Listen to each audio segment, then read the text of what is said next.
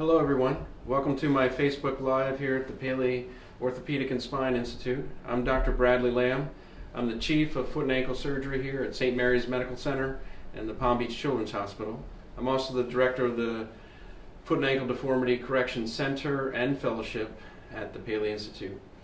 Today I'm going to share with you what to me is really exciting is these new fourth generation ankle replacements. This is the newest, latest, greatest technology that we have available here for you at the Paley Institute.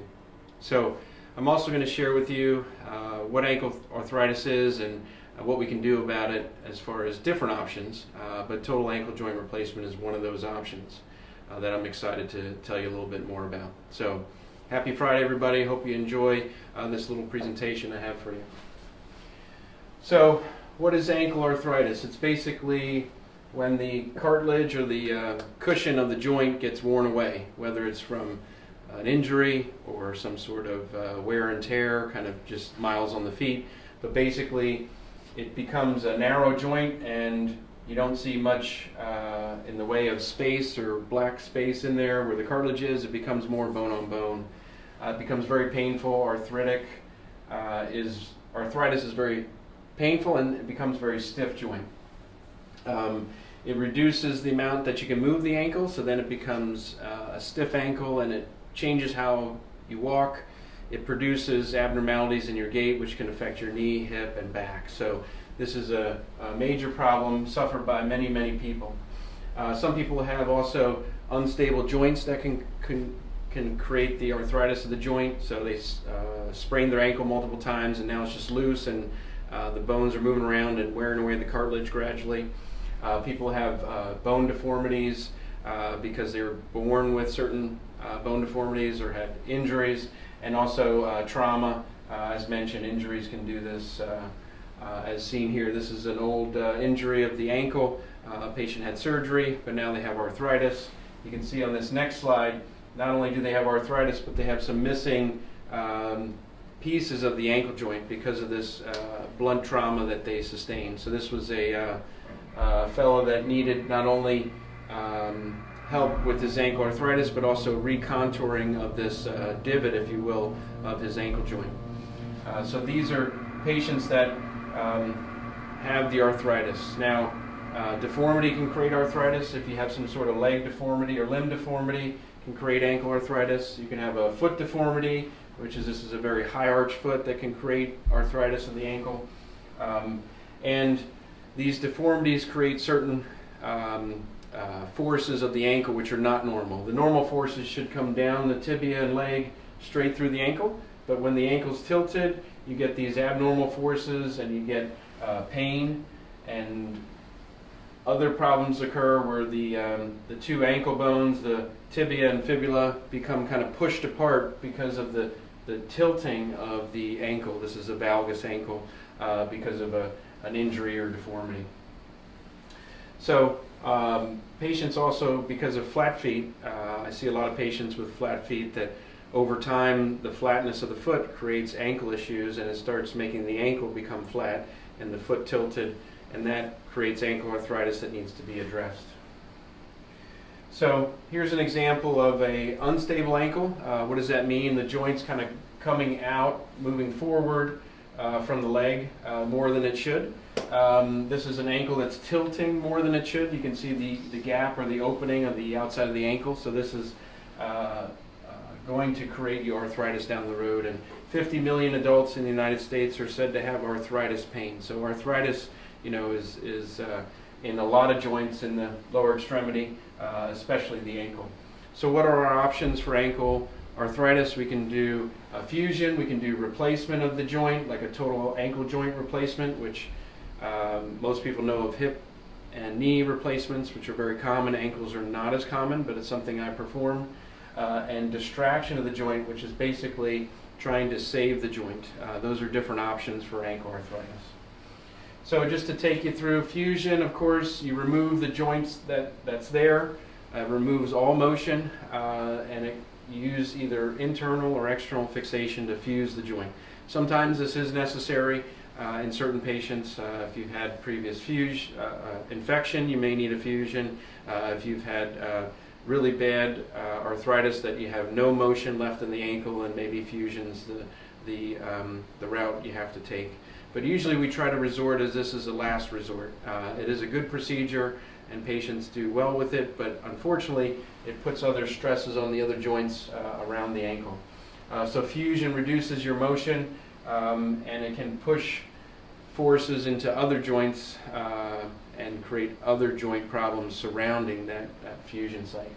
And it does shorten the limb a little bit. It makes for an abnormal gait. So fusion is good, but if we can save your joint, I definitely prefer to do that. So let's talk about different options for doing that. This is just another example of fusion with screws. We can do ankle replacement, which is basically putting in a metal joint instead of your arthritic joint, similar to a hip and knee. Basically, the concept is we can replace the joint surfaces with surfaces that glide and are more smooth, which gets you somewhat more motion, but the main thing about ankle replacement is it takes away the pain. And here you can see an example of a ankle replacement where there's kind of a cap on the tibia part of the replacement, and then there's a kind of a covering on the talus portion. So it's kind of a two-system device. You see these lines in the middle of the implant. That's where there's called a poly, or there's a special spacer in between the joint. So you have the two metal pieces, one lower, one higher, and then in between is a spacer similar to a knee replacement. So these have come a long way as far as technology, these ankle replacements. And it's still improving. So these are the kind of more the original implants, which were good, but weren't as stable or as strong of an implant, which led to some problems. And the technology of ankle replacements are still a little bit behind the knee and the hip because they've been around so much longer. But as mentioned, there's some really new technology which is allowing more anatomical motion, and that's what we're looking for. This is one of the newest devices. It allows for more accurate anatomical motion. So you can have these three components, either the cartilage piece fixed to one of the components so that it's kind of more of a two-piece system, or the surgeon can elect to do a three-piece system where you have kind of the two metal components and then the spacer in between, which more is a floating or gliding spacer. And so the bottom line is that these newer systems allow for more diversity. They're also more custom made to the size of your ankle, and basically it makes it easier for the surgeon and also makes it last longer for the patients as far as longevity or survival of the ankle joint. So typically we say 90% survival rate of ankle replacements in 10 years is kind of where we're at, but we're also every year advancing that and having better and better long-term results with these newer and more anatomical implants that are available. So this is an example of a total joint replacement of the ankle. You can see there is some screws in the medial malleolus. What that does is it just is protection, kind of like rebar in cement. It kind of gives a little protection because there's a thinner piece of bone on the inside of the ankle. So that's something that is not part of the replacement, but just to give extra support.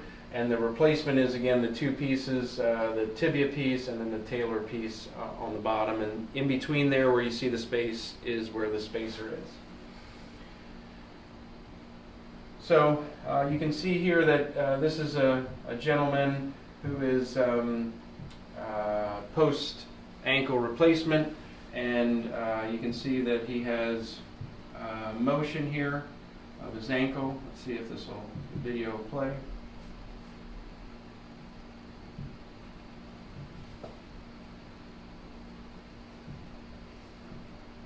There we go.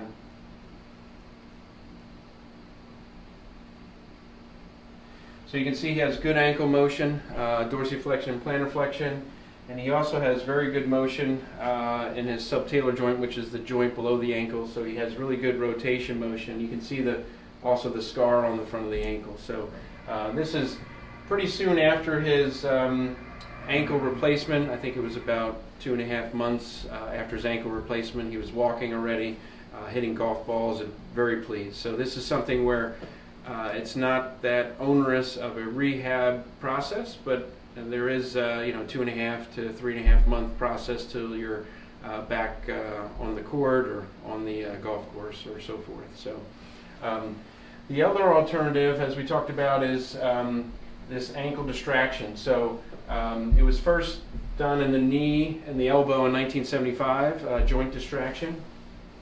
And so what it is pulling the joint apart. So if we decided not to do a fusion, if we decided not to do an ankle replacement, we wanted to try to save the joint, and this is the option where you do a distraction. So kind of like you hang upside down on those inverted tables to kind of stretch your spine out so your vertebrae are pulled apart and your discs have more space. This is kind of the same concept where your joint will have more space by pulling it apart.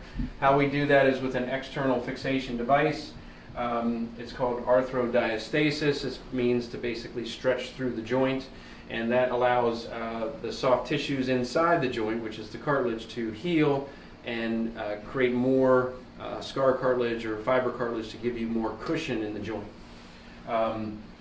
This is a good technique because it doesn't burn any bridges, meaning you can have this joint distraction procedure, but still go on to have a total joint replacement, or still go on to have a ankle fusion if this were to be successful. It is a good, successful procedure, and it has to be done with the limitations of the indications of the procedure. So the indications are pain, but you have to have a mobile joint. We can't save your joint if it's just a couple degrees. It's got to be a mobile joint. Congruous, meaning that the dome or shape of the joint has to be in pretty good alignment. And it's severe arthritis, and some people it's even AVN of the ankle, which occurs in a lot of traumas or sometimes other conditions where the bone isn't so strong. So this distraction can help give more blood flow to the bone. That's what AVN is, when you don't have enough blood flow and it's a softer bone. So it really helps with pain, increases function, and delays that fusion or the arthroplasty, which is the joint replacement. So here's the original article by Oganessian from Moscow, showing the diagram of the knee and the elbow being pulled apart or distracted. And basically what you want to do is convert this joint, which has arthritis on the right side, you want to convert it over to the non-arthritic side where you don't have the swelling of the bone, the cartilage is not jagged or worn away, but as this shows, black and filled in, and the inflammation is down so that the joint doesn't hurt. So that's what we're trying to do, convert it. There's been a lot of studies on this technique. This is the ankle distraction device. It's an external fixation device that allows for walking. You can walk while you're allowing that joint to stretch out. This is originally done in the Netherlands, and they found 70% improvement of these patients. This has been a really good technique where you start out with the joint not so distracted, and you can see that this joint is now pulled apart by this outside device. So it is something you have to wear for about 3 months, this external device, but you're allowed to swim, walk on it, and even do motion exercises with therapy, which I'll show you. So here you can see kind of the before and the after, how the joint is stretched out to allow for that cartilage to fill in there. It is kind of scar cartilage, but it allows for that cushion to be built back up in there. You can see that you can move the ankle. You see how there's dorsiflexion, plantar flexion. So in the device, there's hinges on the device to allow you to do this. So that way you can do physical therapy while you're growing back your cartilage. and you want to have this normal kinematic coupling motion, is what we call it, with the ankle moving in kind of this down and in and up and out position. So the ankle joint's very complex, and you need to build the device to be able to allow for that special motion. It's not quite a hinge motion. It's kind of a special down and in and up and out motion that we devised this special device, and each is custom made for each patient. So you can see that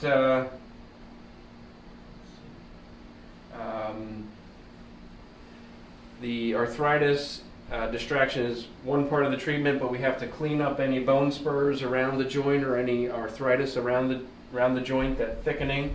So this is an example of that. We also sometimes have to reposition the foot, whether it's bone or soft tissue, in addition to the ankle distraction. So we want to make sure that not only is the bone in good alignment, the soft tissues are good in alignment, and then we also do what we have to preserve the joint, because the joint is arthritic for some reason, and we have to make sure we address the root of the problem, whether it's a bone or soft tissue problem that created this arthritis problem, in addition to stretching out the joint and preserving the joint. So that's what this is showing. This is just another example of cleaning out these spurs in the front of the ankle joint, so that you don't have ankle spurs, and that you have good motion. And then in addition to kind of cleaning up of the joint, we add the distraction treatment on top of that as well. So in 2005, I wrote an article with Dr. Paley on kind of our results with this treatment, and we found about 90% good results. And we later did a second follow-up study in 2008 with 35 patients, even more, and 78% had good results. So they took occasional Motrin, ibuprofen, those type of medicines, but in general they were very pleased with their outcome. And these were kind of all comers, meaning very difficult ankles that were in in this study. So here's an example of the external fixation device here. Let's see if this video will run for us. But what this video shows is the ability of the ankle to move up and down. So I'll try to pass this video. So what you see here is just an example of the device, and it can be range of motion during the treatment time, which is really important. You basically take off one of the rods in the back of the device, and then that allows the hinges to move up and down. And so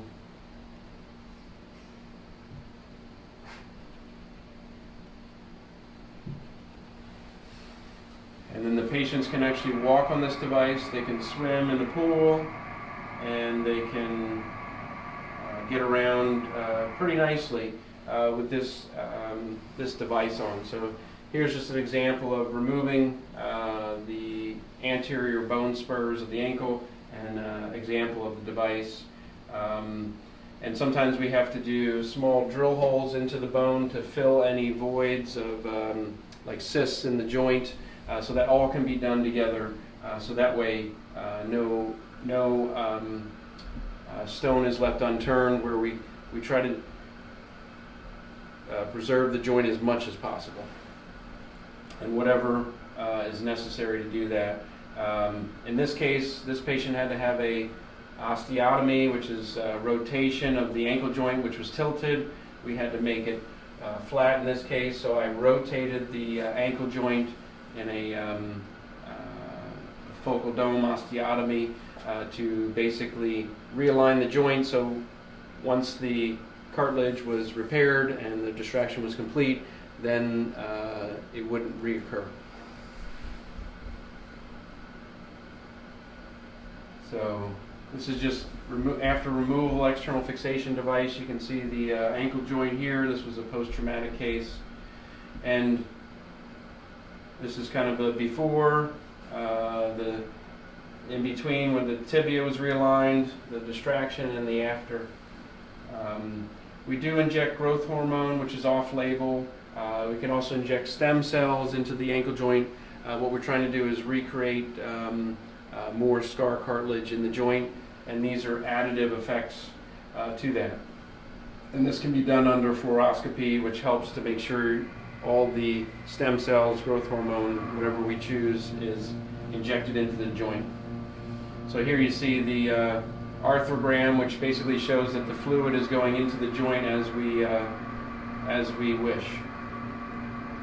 So I also did an MRI evaluation study, which is very important. Is this treatment providing more cartilage? And if you look at the pre-op here on the left, the post-op shows that there's more space in the joint. There's more gray matter between the bone than in here. That's 1 year post ankle distraction. Here's another example. Here's the lateral, the side view. You see the joint here, it's like a black line. Now you can see there's actually more gray within the joint. That's more cartilage, scar cartilage that is, but more space there for the joint. So this treatment does have positive effects. It's been proven by the MRI. You can see it there. Patients feel it. Like I said, 78% good results, and that's again a very good number considering that these patients have been offered fusions or other options that wanted to save their ankle. And if you have any further questions, I'm available to be reached out to via email. You can see my email here and my assistant's number at the Paley Institute. And I hope that you enjoyed this. I'm taking questions, so if you have any questions regarding ankle arthritis and its treatments, which include ankle replacement, ankle distraction as we just discussed, or if need be, ankle fusion. Do we have any questions today?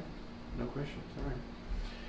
Well, like I said, I can be reached at blam@paleyinstitute.org. This is, as mentioned, a important topic, ankle arthritis and its treatments. I urge you to do definitely your homework and look into what options are available for you. And I'd be happy to consult with you to discuss this further. Please reach out to me, and I hope you have a great rest of your Friday.